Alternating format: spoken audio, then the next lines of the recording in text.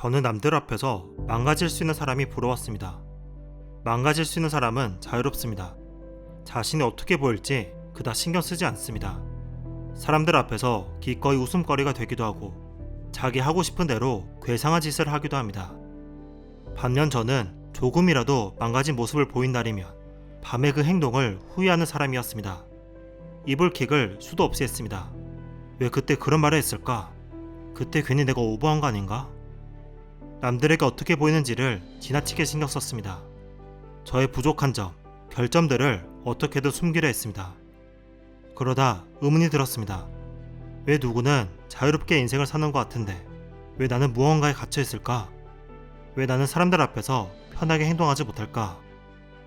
심리를 공부하고 제 인생을 뒤돌아보고 나서야 저를 얽매고 있던 사슬을 볼 수 있었습니다. 저는 해야 한다는 사슬에 묶인 채 살고 있었습니다. 계속 성장해야 해. 미움받지 않아야 해. 좋은 채널을 만들어야 해. 채널에 맞는 사람이 되어야 해.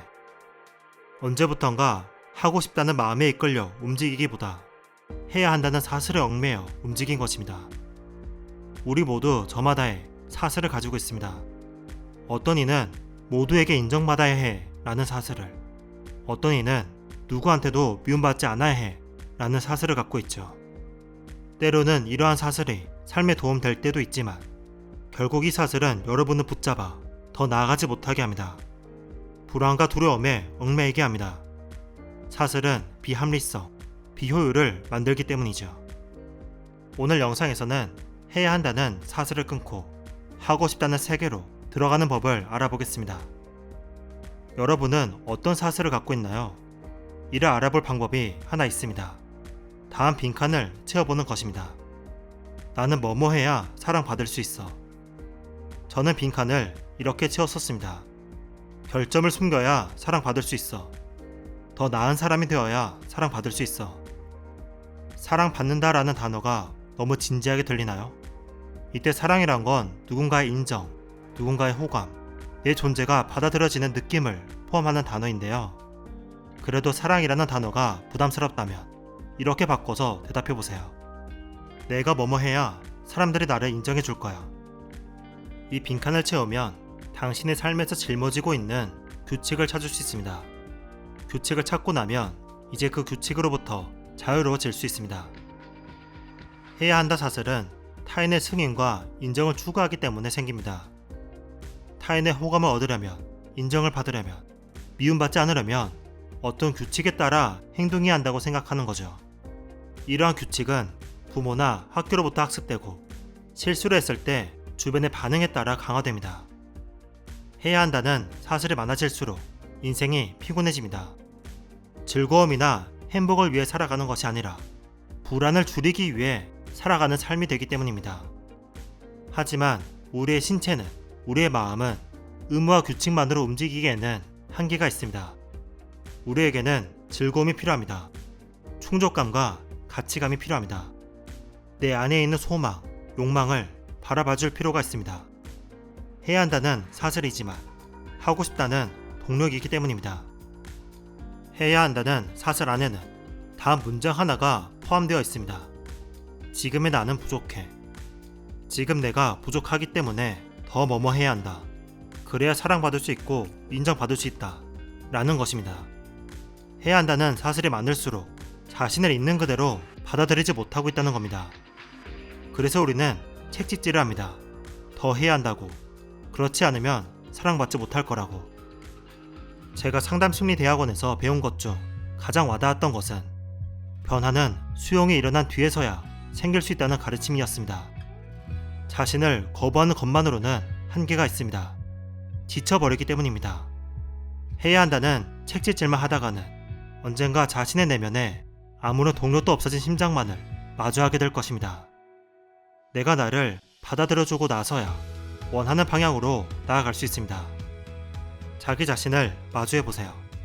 당신은 부족하지 않습니다. 당신이 무언가 열심히 하는 이유는 부족해서가 아니라 당신에게 중요한 가치를 추구하기 위해서입니다. 당신은 부족하지 않습니다. 조금 어긋나도 괜찮습니다. 조금 망가져도 괜찮습니다. 조금 다르게 살아가도 괜찮습니다. 지금의 나를 받아들여 줍시다. 잘해왔다고, 잘하고 있다고 바라봐 줍시다. 해야 한다는 사슬을 끊고 하고 싶다의 세계로 나아가 봅시다. 같은 행동을 해도 그것을 해야 하기 때문이 아니라 하고 싶기 때문에 해봅시다. 해야 한다로 움직이는 사람은 목표로 하던 것이 잘 안 되었을 때 두 가지 형태로 반응합니다. 하나는 파국화입니다. 세상이 끝날 것만 같은, 내가 잘못된 것만 같은 느낌을 받습니다. 다른 하나는 자기 비하입니다. 인정받지 못하면, 사람들이 좋아해주지 않으면 나는 무가치한 존재야 라고 생각합니다. 두 반응 모두 내면의 동력을 꺼버리는 문제가 있죠. 반면 하고 싶다로 움직이는 사람은 목표로 하던 게 잘 안 되어도 아쉬울 뿐 동력을 잃지 않습니다. 다음에 더 잘하면 된다고 생각하죠. 당신 내면에 하고 싶은 마음을 찾아봅시다. 삶에서 어떤 것을 원하는지, 어디서 즐거움과 가치감을 느끼는지 생각해보고 그것을 기반으로 하고 싶은 삶을 설계해봅시다. 아이러니한 것은 우리는 규칙에 얽매여 있는 사람보다 솔직하고 자유로운 사람을 더 좋아한다는 것입니다. 결점이 있어도 솔직하게 드러내는 사람, 지나치게 호감받으려 하지 않는 사람, 자신을 좋아해주든 좋아하지 않든 상관없다는 사람에게 우리는 더 매력을 느낍니다. 저는 최근에 들어서야 더 자유롭게 살기로 결정했습니다. 지난 100일간 업로드를 쉬면서 저는 제 안에 있던 수많은 해야 한다를 지우고 정말로 제가 하고 싶은 것들을 찾는 시간을 가졌습니다. 모두에게 호감받는 사람이 되어야 한다를 지우고 편안하고 자유롭게 살고 싶다를 적었습니다. 결점이 없는 콘텐츠를 만들어야 한다를 지우고 결점이 있어도 과정의 즐거운 콘텐츠를 만들고 싶다를 적었습니다. 그렇게 해야 한다는 사슬을 끊고 하고 싶다라는 세계로 들어가니 내면의 동력이 다시 움직이는 느낌이 들었습니다.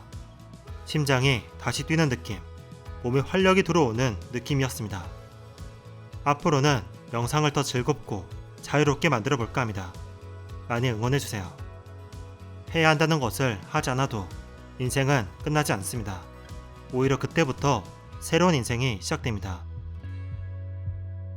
채크림이었습니다. 감사합니다.